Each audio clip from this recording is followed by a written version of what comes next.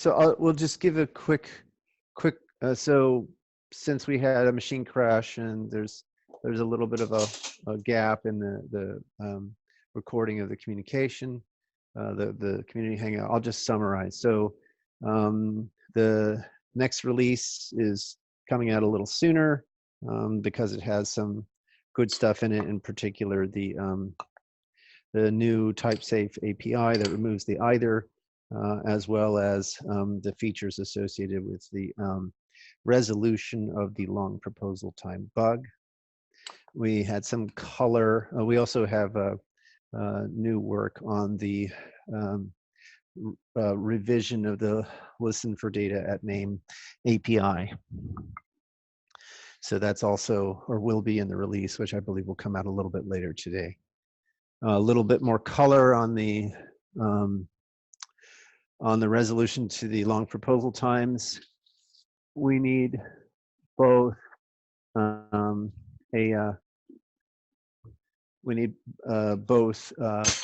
fairness and liveness constraints.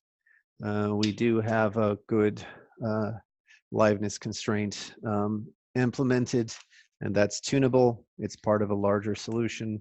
I've given several talks on what the larger solution is, so people can refer to those. And the fairness thing is well-known piece of work that we'll add in. And when you think about it for just a few minutes, you'll realize that you can have systems that are fair but not live, so everybody gets a fair shot at communicating, but the system still deadlocks. And you can have systems that are live but not fair.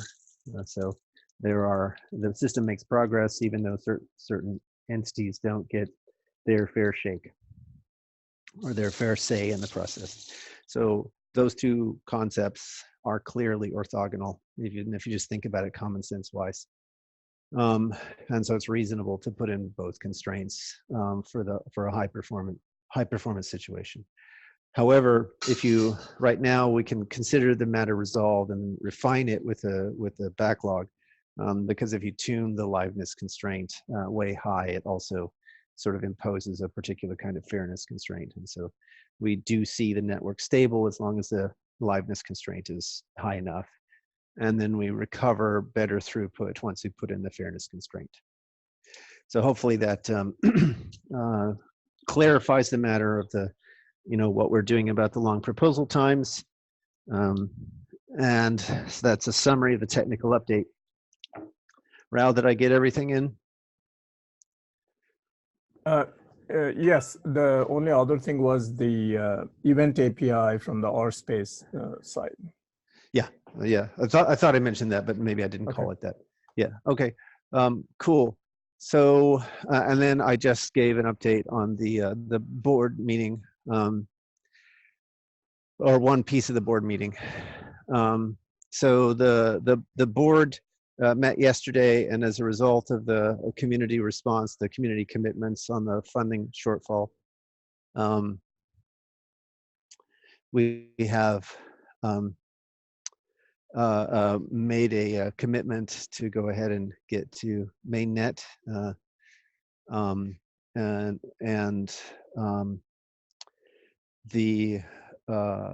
was just expressing that for those people who were involved, you can see the language of the board resolution. For those people who have been involved in the sale and expressed their intent, if we haven't processed your transaction, we're still, you're still in. We'll probably let the sale go through, today, just because the team has been really, hard pressed. We have so many transactions to get through, and we just can't get through all of them. The team worked into the wee hours last night before we had to take a break, and we'll get, if we haven't processed your transactions, we will get to them. I just gave a quick summary that I don't personally send any of these transactions. There's a whole co-signing process that involves multiple people, and they're spread across multiple time zones, and this is a part of the financial security of the cooperative. But what that means is that when we do transactions, we have to gather the signers together, and they have to co-sign the transactions in order to distribute the rocks or any other crypto resources for that matter. So there, I appreciate people's patience with the process. The RChain team has tried to be really flexible, and we also appreciate the flexibility of the people who have stepped forward to make the commitment to support the work going forward. So that's that. Any questions on that?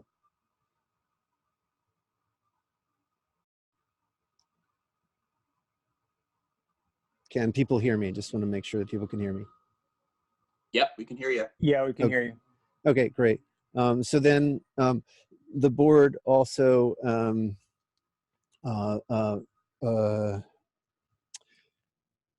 approved the recommendations of the nominating committee for the the candidates. There was a small lacuna in the or lack of clarity in the voting procedure that the nominating committee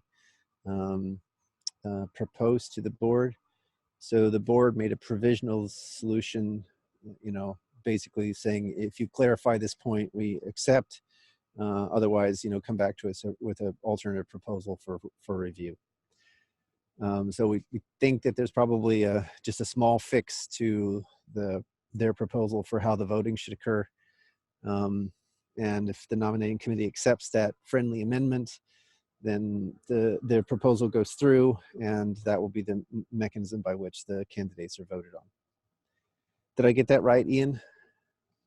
Yeah. Do you want to announce who's going to be on the ballot? Why don't you go ahead? Okay, you've got some incumbents: Evan Jensen, Steve Ross Talbot, and Eric Meng, who's Dimworm, all currently serving on the board. They will all be balloted, as well as Daryl Newdorf, Steve Henley, and Dan Salkov.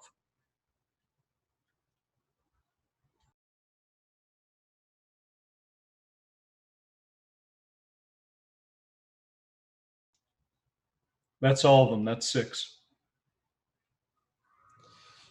Okay, great. So that's any questions from folks about that?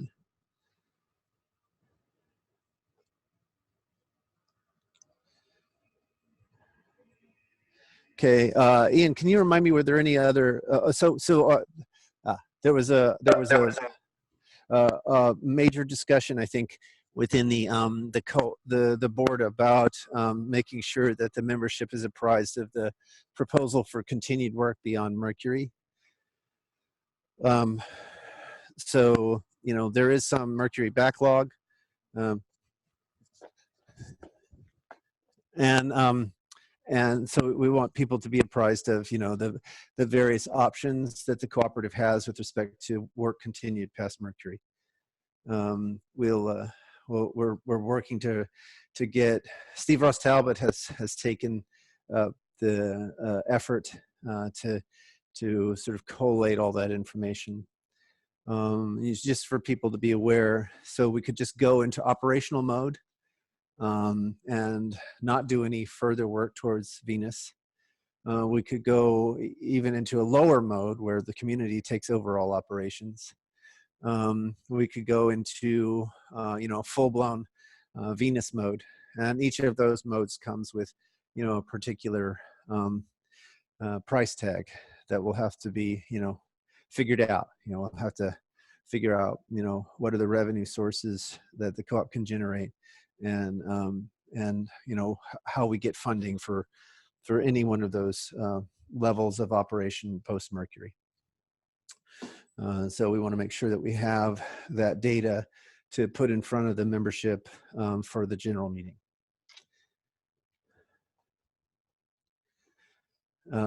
Did I miss anything?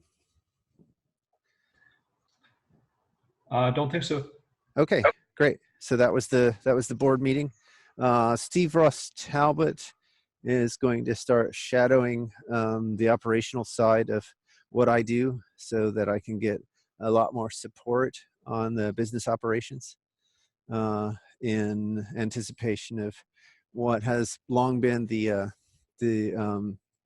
stated position that post Mercury, I will step down and we will get a replacement.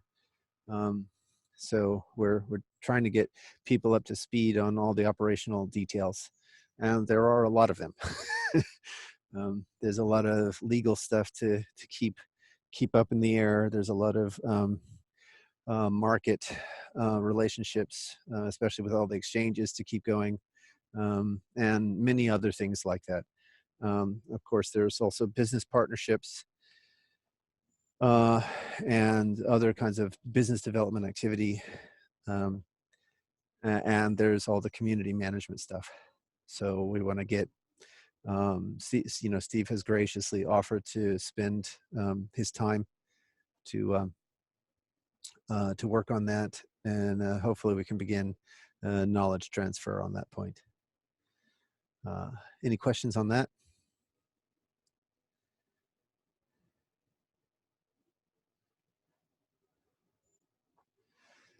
Talkative group. Just want to say congratulations to everybody. Yeah, I think the community deserves a round of applause, right? I mean, this is Totally.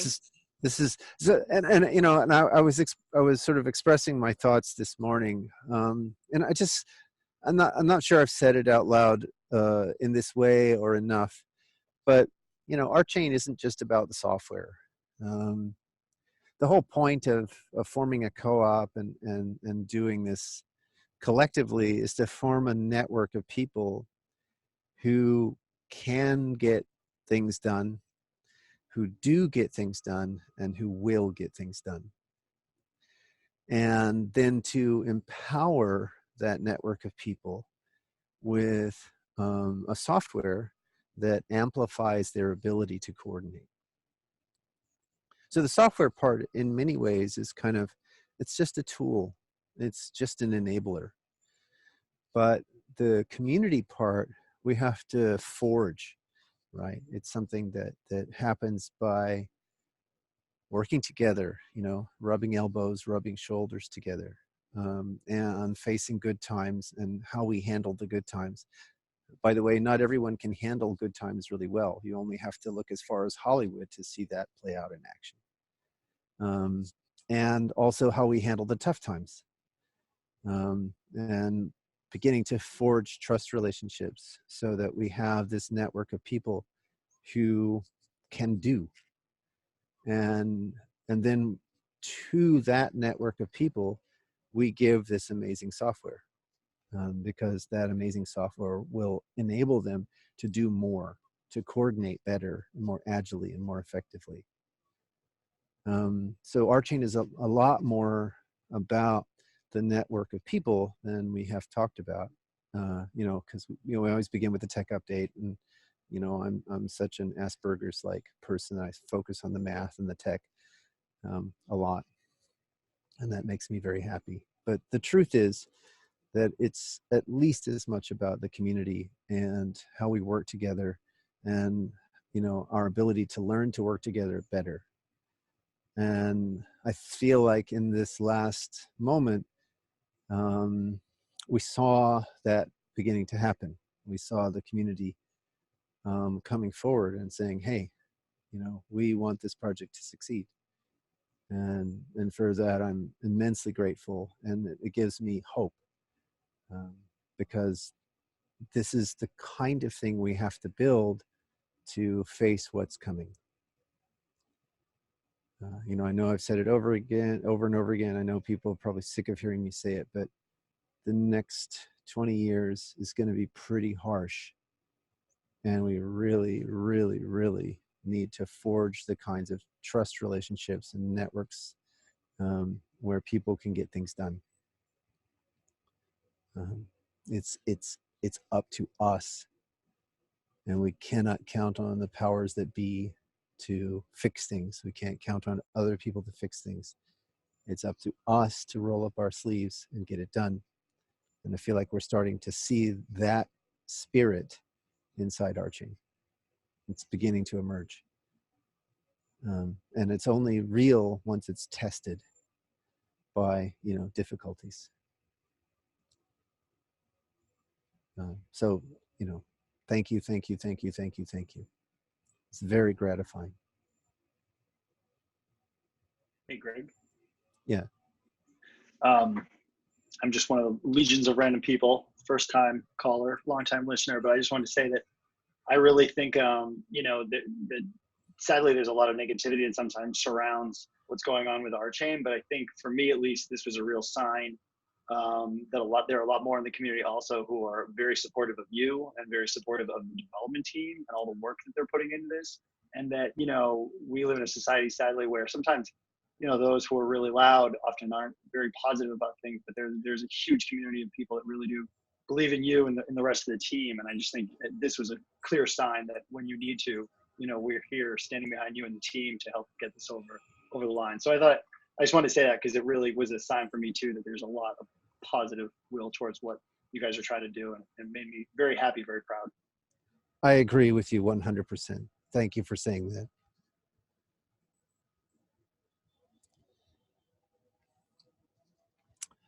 That's a great note to end it on. Unless anyone else has anything burning to say, I would love to get back to work because we have a ton of it to get through.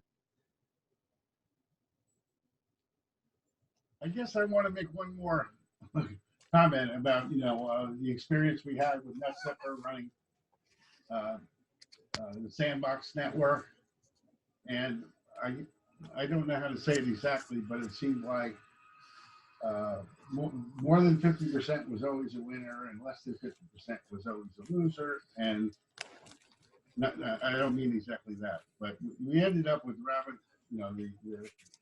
rabbits and the turtles always emerging eventually. And when you talk about fairness, that makes me think of the affirmative action, where you give the guy who would lose a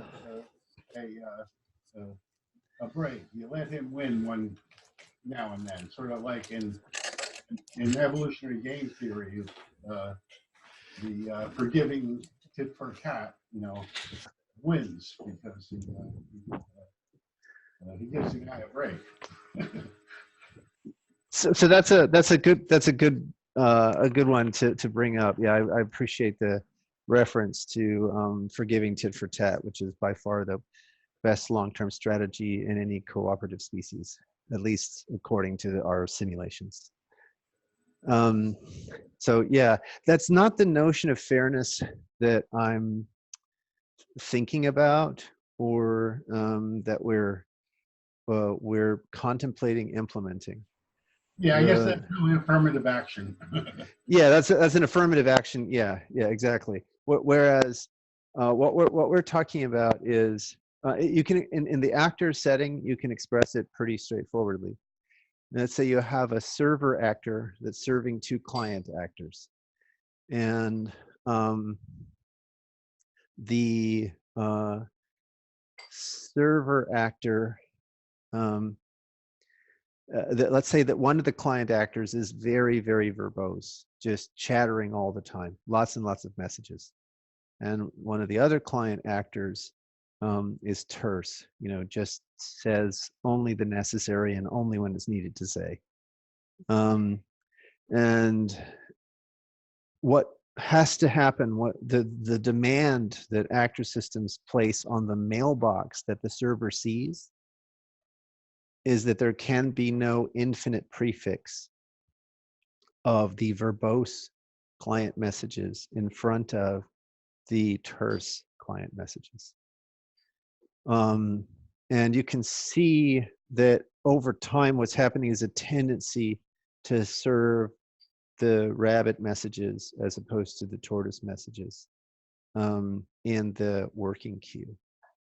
And if we change that so that there's a slightly different discipline on serving the message work queue, that you can't get the rabbiting behavior because the tortoises will get a chance to kind of slow down their compute load caused by the rabbit messages. For people who don't understand the terminology here, I apologize. I kind of pulled it out of thin air to help people understand, to provide a framework in which to understand the network data that we were seeing. My fault. No. I mean, that was what I kind of coined the terminology, and then it caught on, and everyone was using it. So it's I basically, okay. yeah, and all that we're saying is that what we see over time, if you don't set the synchrony constraints to like 99, is that one of the validators can rush ahead of the others because the other ones are have an unfair compute load in time. So the validator that races ahead or rabbits ahead has done some compute up front before the others have had a chance. And so then the rabbit puts that load into their queue, and while they're working on that load, the rabbit has a window to do so, put more work into their queue, and then has a window to put more work into their queue. And so that's and so from the perspective of, you know, how they're responding to proposals, they look like tortoises by comparison to the rabbit. They look like they're very slow. And in fact, they are slowly responding to proposals. And the reason is because they're so busy working on the work from the rabbit. So that's where the terminology comes in. So hopefully people understand that. Go ahead. And in the sandbox, it seems that, you know, I mean, all the processors were equal basically, but yeah, that's what we're saying is like even in the case that everybody has the same processor, same storage, same bandwidth. The rabbit, one of them can get ahead.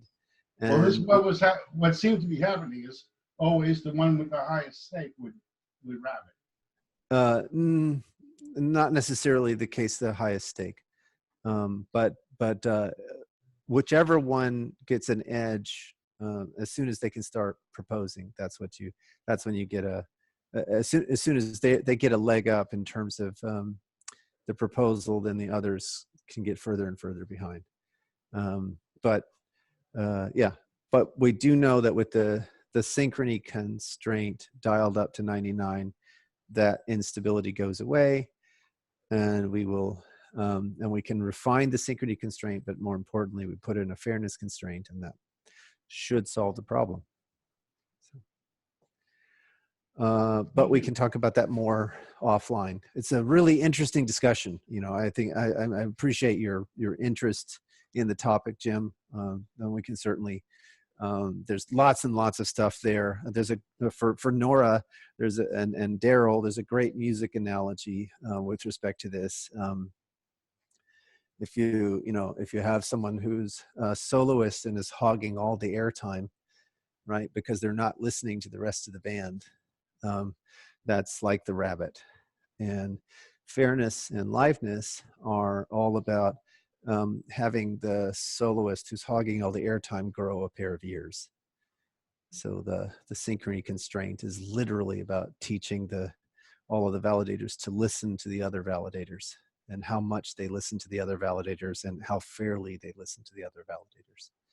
So the liveness is about making sure that they grow a pair of ears to listen. And the fairness is about, even though they've heard it, giving a reasonable attention to all of the things that they've heard. So that's a way of thinking about it from a musical point of view. So when you grow a pair of ears and you grow sufficient attention to respond to all of the things that are happening, so you can listen. So if you're the guitar player, you can also listen to the bass player and the piano player and the drummer and the vocalist. And you can also have enough attention. Not only have you heard it, but you can respond to all of those inputs. That's essentially where fairness and liveness come in. So, and I'm giving these analogies so people understand that that the topic is deep and it's beautiful and it's worth discussion. But unless there's anything else, I really would like to get back to the work of delivering RChain.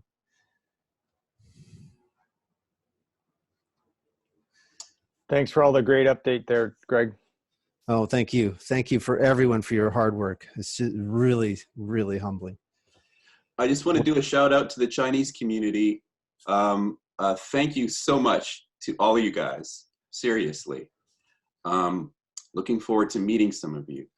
Absolutely. I can't wait till the next RCon when we can all see each other face to face and we can congratulate each other for the hard work that we put in. And we can celebrate that we have, you know, the world's fastest, most secure, pure proof of stake blockchain. Yeah. All right. With that, I'm signing off. Have a good week, everyone. Ciao, ciao.